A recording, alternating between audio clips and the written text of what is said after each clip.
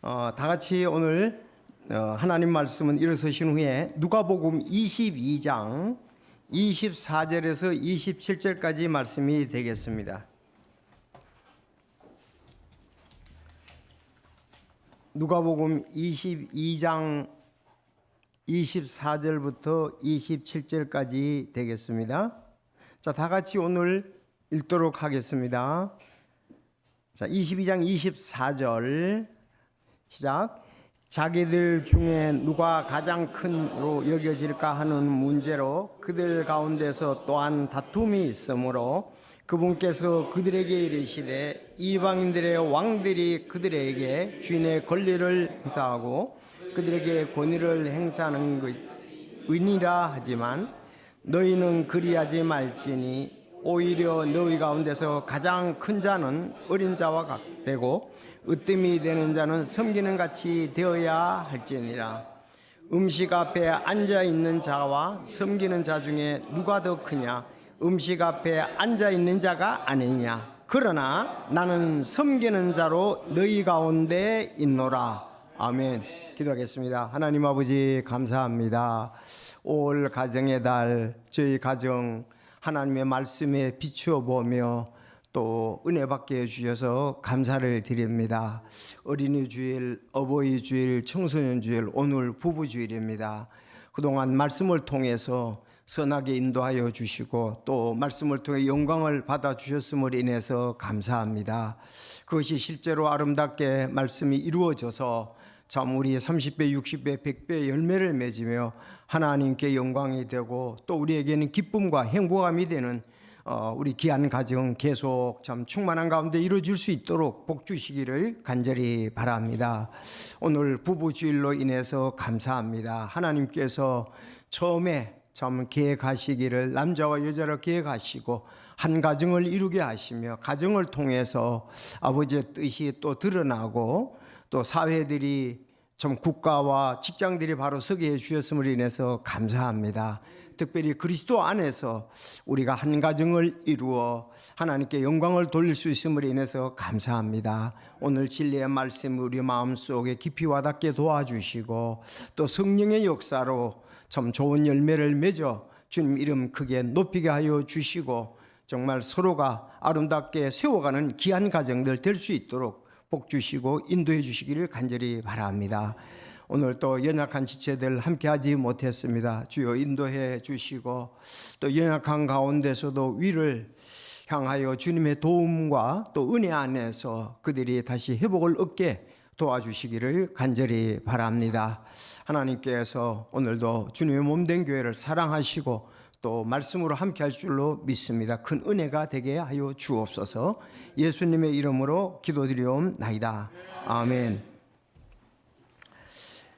오늘 본문은 그 제자들에 관한 말씀들이죠.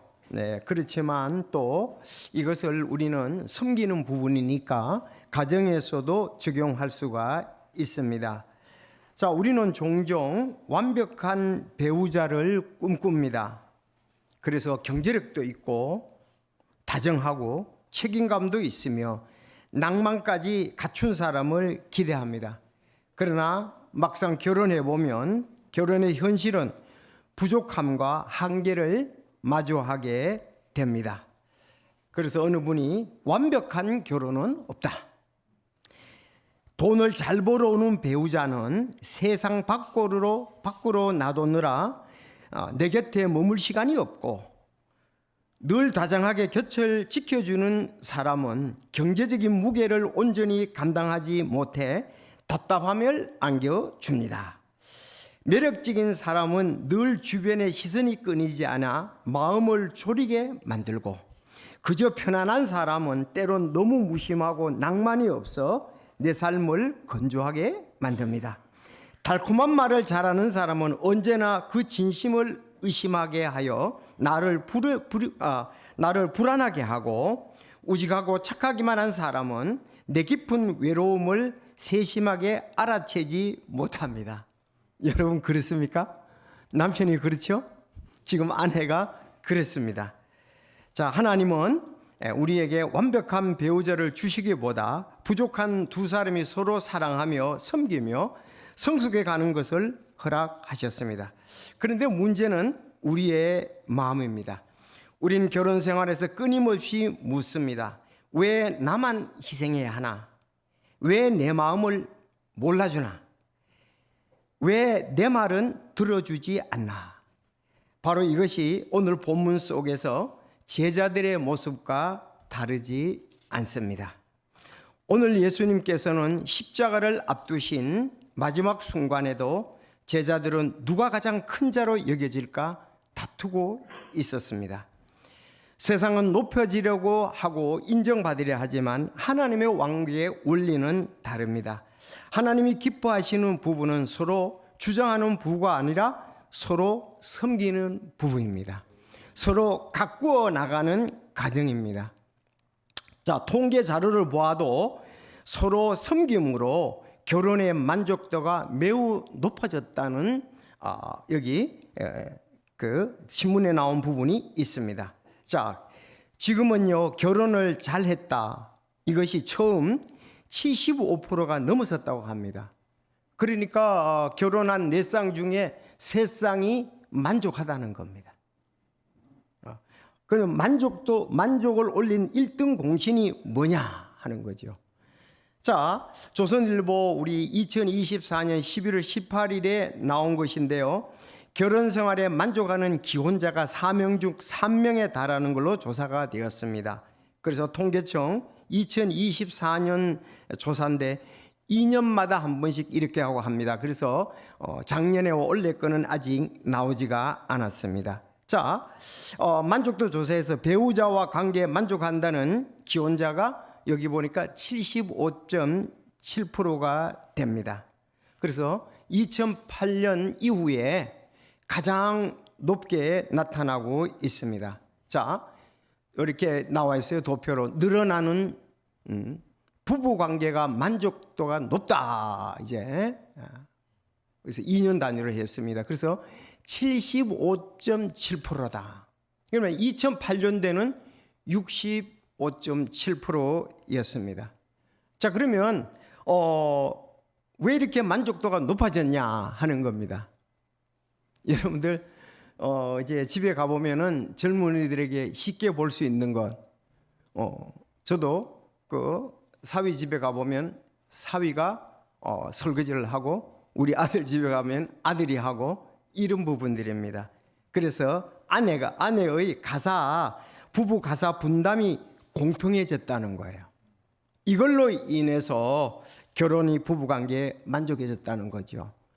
지금 이렇게 보면 나이가 많을수록 이 부분이 약합니다. 가사 분담이 약하다 이 말입니다. 지금 20대 여기서는 55.2% 통계에 이제 부부 가사 분담이 공평하다고 인식하는 것이 30대는 36.8, 40대는 25.2, 50대는 17.5, 60대는 19.5, 70대는 16.6. 자, 80세 이상은 오히려 17.1%입니다. 자, 이것을 보면서 이제 젊은이들은 결혼하면은 가사를 공평하게 분담해야 된다는 쪽으로 기울어지고 있죠. 그렇지만 여기 계신 그 시니어부 여러분들은 남자가 부엌에 들어가면 뭐가 떨어진다는 얘기를 하고 그 부엌에 들어가지 못하도록 그렇게 했었습니다. 온전히 어머니들이 다 감당을 했었죠. 그러나 지금은 또 그때는 맞벌이를 하지 않았습니다. 지금은 거의 맞벌이 하는 부부들이 많아졌기 때문에 가사 부분을 공평하게 분담해야 된다. 이런 통계로 쉽게 말하면 서로 섬긴다는 거죠. 오늘 말씀처럼 서로 섬길 때 우리가 가정의 만족도가 올라간다는 얘기입니다. 자, 그래서 오늘 하나님 말씀은 누가복음 22장 24절 서로 섬기는 부부라는 제목으로 말씀을 드리겠습니다. 그래서 말씀 그대로 첫 번째, 다투는 부부가 되지 말라. 20절에 24절에 제자도 다퉜잖아요. 그리고 두 번째, 세상과 다른 부부가 되라. 세상 사람들이 하는 그런 부부보다 우린 그리스도 안에서 세상과 다른 부부가 되라. 25절에서 26절 마지막에 예수님을 본받아 서로 섬기라는 것입니다. 자, 다투는 부부가 되지 말라. 24절에 보면 이렇게 되어 있습니다. 자기들 중에 누가 가장 큰 자로 여겨질까 하는 문제로 그들 가운데서 또한 다툼이 있으므로 그랬습니다. 자기들 중에서 누가 가장 큰 자로 여길까 하는 문제로 그들 가운데 또한 다툼이 있으므로 이렇게 얘기를 하고 있습니다.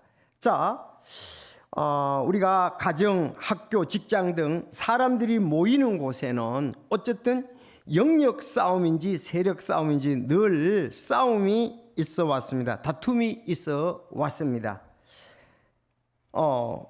옛날에 국민학교 1학년에 들어가면은 제일 많이 싸워요. 1학년들이 제일 많이 싸웁니다. 주도권 싸움인지 그래서 서열 싸움이 있는 것 같아요. 뭐 동물과 다른 바가 없네요. 강아지들도 다투죠. 자, 그래서 시골 부모님들이 이런 말을 하는 가정들이 있었습니다. 시골 부모님들이 학교에 들어가면은 가면 이제 친구들이 서열 싸움, 다툰 싸움이 있을 텐데 안 되면 물어버려. 돌멩이로 때려. 아빠가 책임질게. 이런 교육을 받고 옛날에는 좀 자랐습니다. 자, 그리고 또 결혼을 하면 처음부터 주도권을 잡으라고 주변의 친구들이 또 주변 사람들이 부추깁니다. 혹시 어머니가 그렇게 하면 곤란하겠죠. 자, 결혼하면서 처음부터 주도권을 잡으라고 얘기합니다. 그러나 오늘 본문의 12제자들도 자기들 중에 누가 큰가 다투었습니다. 성경에서 누가 가장 큰가라는 질문은 공관복음에 보니까 4번 나옵니다. 누가 가장 큰가? 누가 가장 큰 자인가? 이렇게 나옵니다. 그래서 이 누가복음에는 2번이 나옵니다. 누가복음에는 2번이 나오는데 다른 데는 전부 한 번씩 나오고 누가복음엔 2번 나와서 공관복음에 4번 나옵니다. 누가복음 9장 46절에서 48절에 보면 사역 초기부터 제자들은 예수님 곁에서 누가 더 높은 자리에 앉을지 관심이 많았습니다. 그때 예수님께서 어린아이 하나를 곁에 세우고 말씀하셨습니다. 너희 모든 사람 가운데 가장 작은 자 바로 그 자가 큰 자가 되리라고 그랬습니다. 예수님 당시의 어린 아이들은 정말 그야말로 보잘것없이 그렇게 생각을 했었기 때문에 그들은 사회적 지위나 권력이나 영향력이 없어서 또 스스로 생계를 유지할 수 없고 보호를 받는 존재, 낮고 의존하는 존재. 바로 그 당시에는 어린아이를 갖다가서 가장 낮은 자의 대표로 이렇게 상징을 했었습니다. 그러니까 이 어린아이 같이 자기를 낮추는 자가 큰 자다 이렇게 실물 교제로 어린아이를 말씀을 하셨습니다. 자, 근데 예수님의 사역의 초기부터 그랬거든요. 9장이니까. 지금은 22장입니다. 자, 22장은 이미 예수님께서 십자가에 달려 돌아가실 것에 대해서 말씀을 하고 앞부분에 보면은 죽이려는 음모 또 유월절을 예비를 했잖아요. 유월절을 예비했으니까 예수님이 지금 죽음 직전에 있습니다. 그런데 제자들은 오늘 본문에 자기들 중에 누가 가장 큰 자로 여겨질까 하는 문제로 그들 가운데 또한 다툼이 있으므라고 말씀을 하고 있습니다. 자, 누가 가장 큰 자가 될까 그랬습니다. 근데 제가 이 부분에 대해서 다투지 말라 그러는데 교회 안에서도 있을 수 있고 가정에서도 있을 수 있고 사회에서도 있을 수도 있고 뭐 친구들 사이에도 있을 수 있는데요. 쭉 보니까 누가복음에 아까 2번이라고 얘기했고요. 거기 위에 본문에 보면 오늘 본문에 보면 위에 마태복음 20장 24절에서 28절 또 마가복음 10장 41절에서 45절 거기 나오잖아요. 누가 가장 크냐 이렇게 나왔습니다.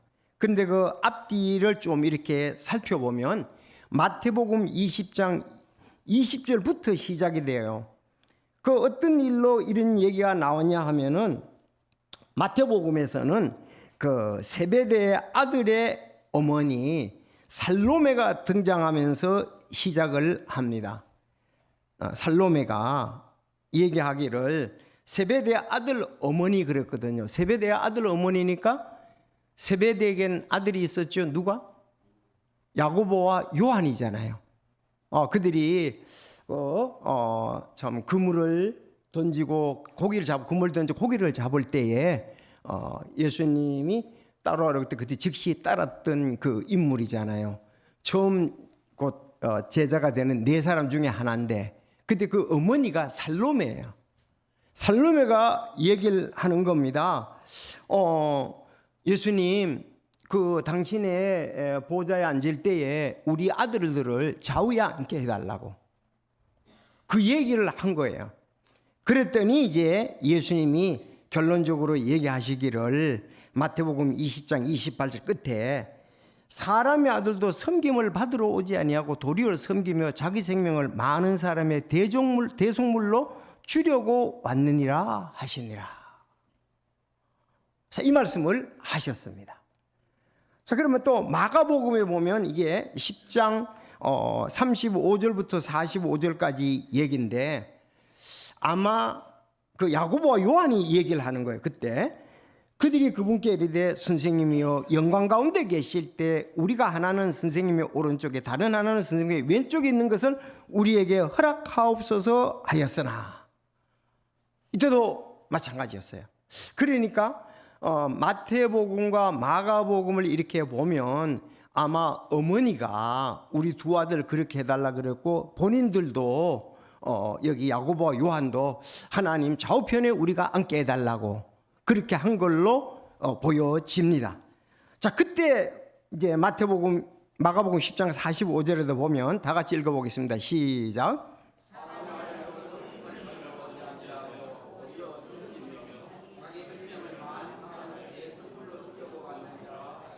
네.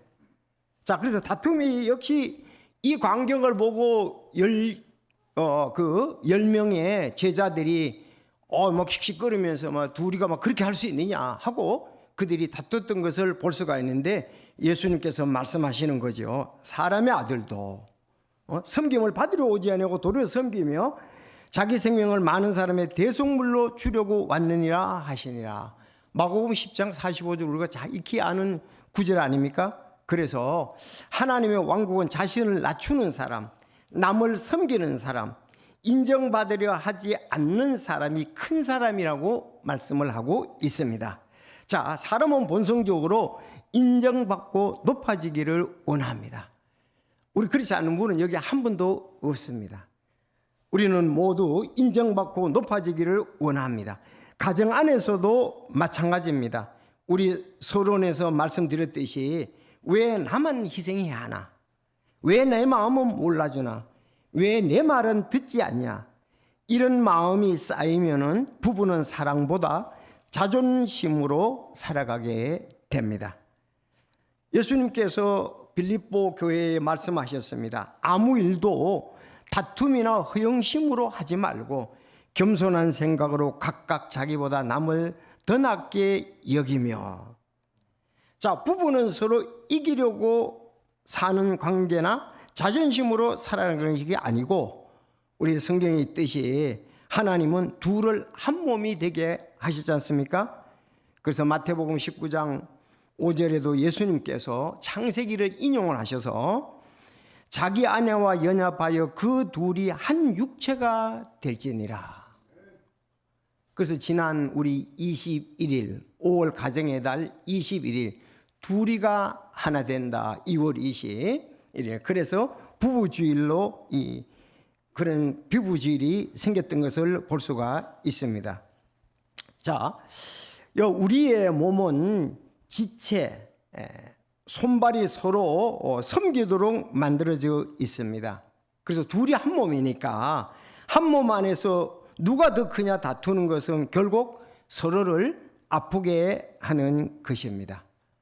사단은 가정과 교회 안에 비교와 경쟁을 넣지만 성령님은 사랑과 겸손과 섬김을 주십니다.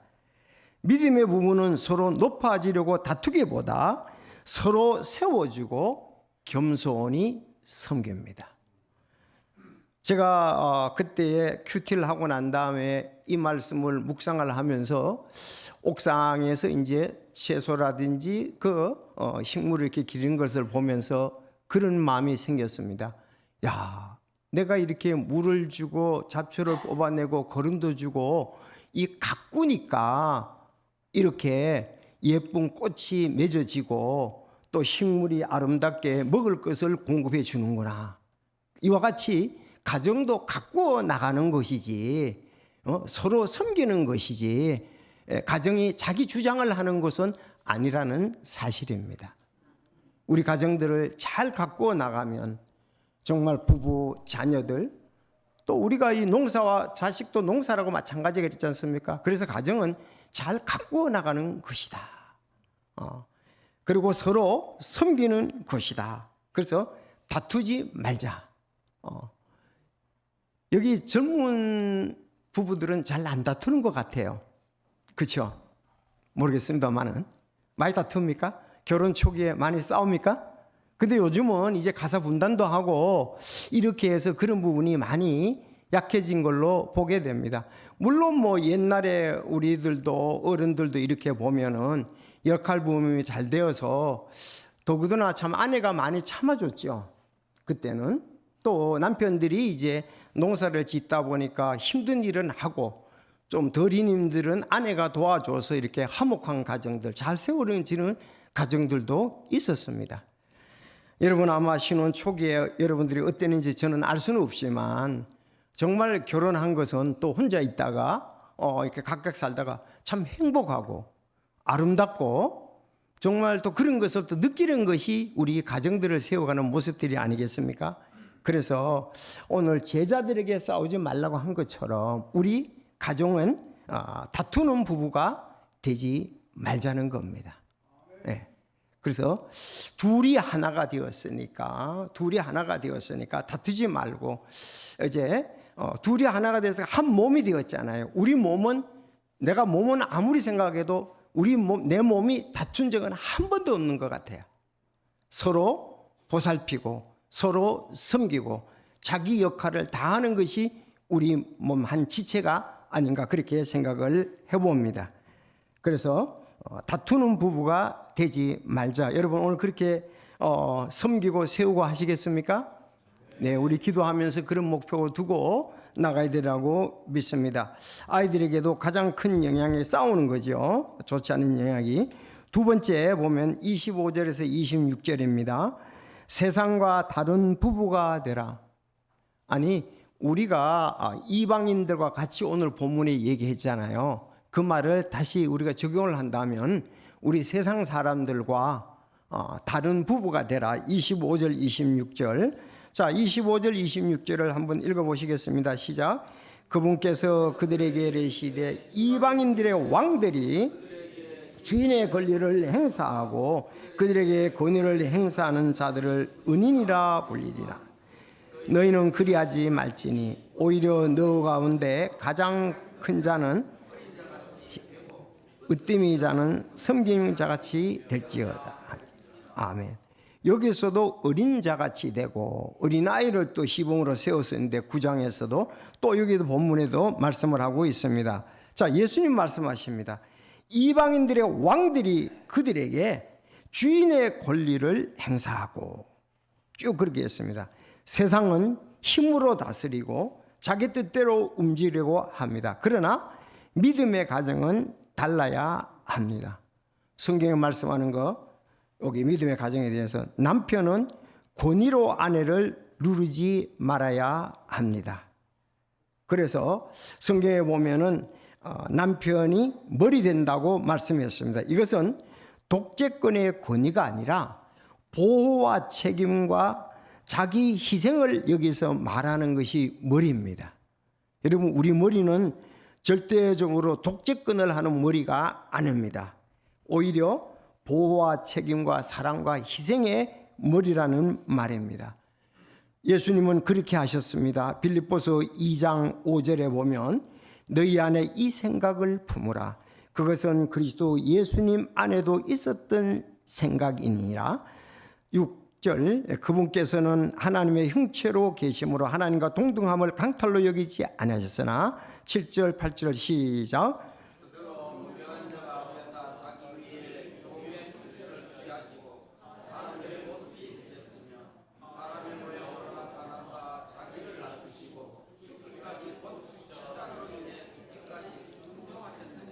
아멘.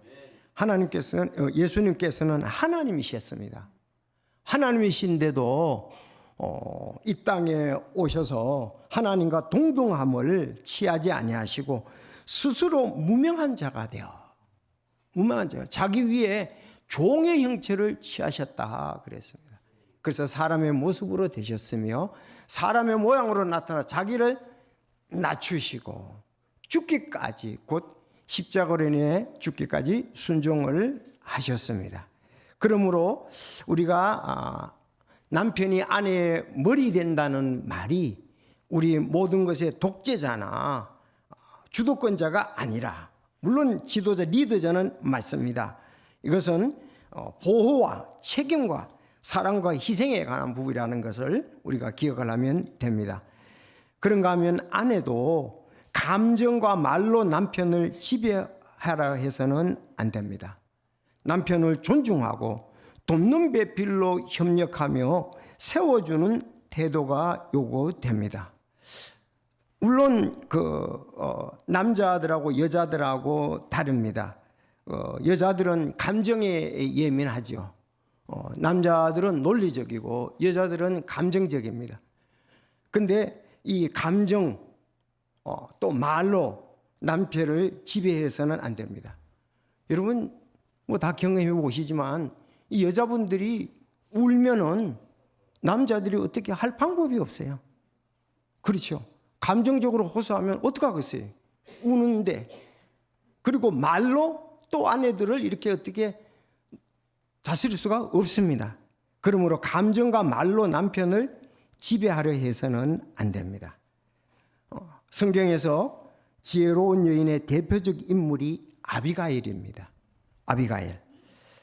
남편 나발의 무례함 때문에 다윗이 분노하여 복수하러 오자 아비가일은 감정적으로 맞서지 않고 지혜롭게 행동을 하는 것을 볼 수가 있습니다. 사무엘상 25장에 보면 이 아비가일이 급히 빵 200개, 포도즙 2부대, 이미 요리한 5마리의 양, 볶은 곡식, 또 건포도 100송이, 무화과 200덩이를 가지고 나귀에 싣고 지금 자기 남편 나발을 죽이려고 오는 다윗을 맞이하게 됩니다. 그분 앞에서 절을 하면서 얘기를 하게 되지요. 자, 이제 주의 여종이 이 복된 선물을 내 주께 가져왔사오니 내 주를 따르는 청년들에게 그것을 주십시오 그랬습니다. 그리고 원하건대 주의 여종의 범법을 용서하여 주소서.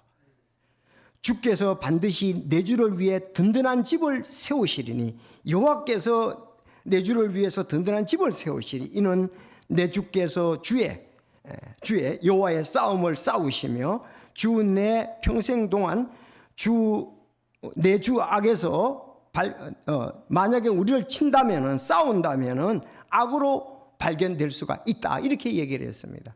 그러니까 아비가일이 얘기하기를 다윗 당신은 하나님 주가 여호와가 가지고 굳게 나라를 세우는데 쓰일 것입니다.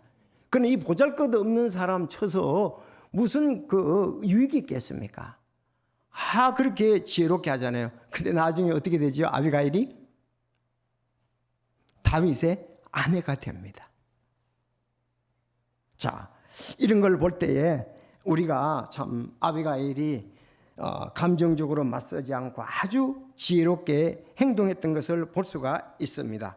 그래서 여기 아비가일은 여기 몇 가지를 보면 감정적으로 대응하지 않았고 지혜로운 말을 하고 화평하게 하는 태도, 이것은 성경에서 그래서 아비가일을 성경에서 아주 지혜로운 여인의 대표로 손을 꼽기도 합니다.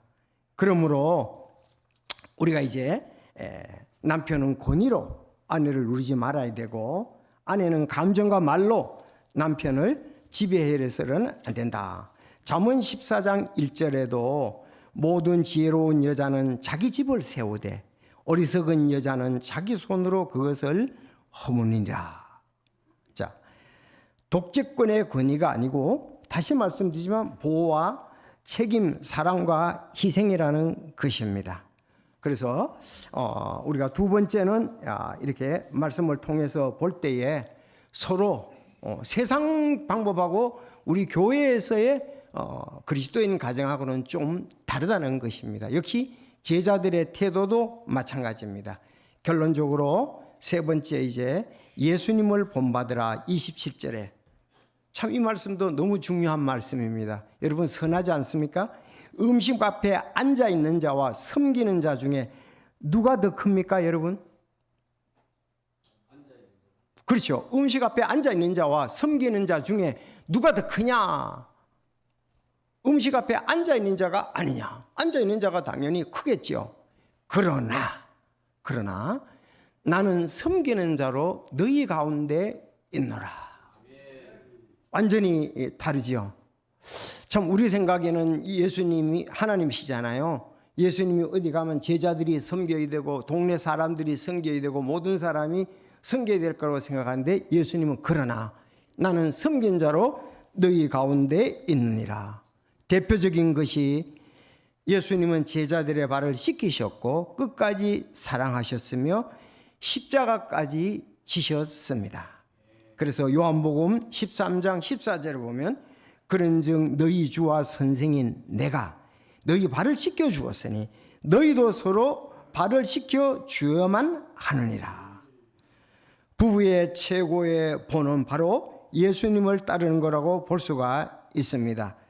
남편은 예수님처럼 성경에 나왔습니다. 사랑으로 아내를 섬겨야 하고, 그래서 이 원리를 따라서 바울이 에베소서 5장 33절에 그럼에도 불구하고 너희 각 사람이 자기를 사랑하듯 개별적으로 그렇게 자기 아내를 사랑하고 아내도 주의하여 자기 남편을 존경할지니라 그랬습니다. 제일 중요한 것은 아내를 남편이 사랑하는 겁니다. 사실 자매들은 사랑이 원래 받도록 그렇게 구조상 그렇게 되어 있고 창조할 때도 그렇게 했습니다. 그래서 사랑받는 아내가 되어야 된다. 그럼 남편은 또 어떤 사람이냐? 만들 때부터 그랬습니다. 남편이 아담이 먼저 만들어졌기 때문에, 그러면서 계속 얘기할 때에 남편에겐 존경입니다. 남편을 존중해야 된다 이 말입니다. 남편을 존중하지 않으면 참 그거보다 또 가정의 리더자로서의 어려움이 완전히 제대로 리더 발휘를 할 수가 없겠죠. 그래서 아내를 사랑하고 아내도 주의해야 됩니다.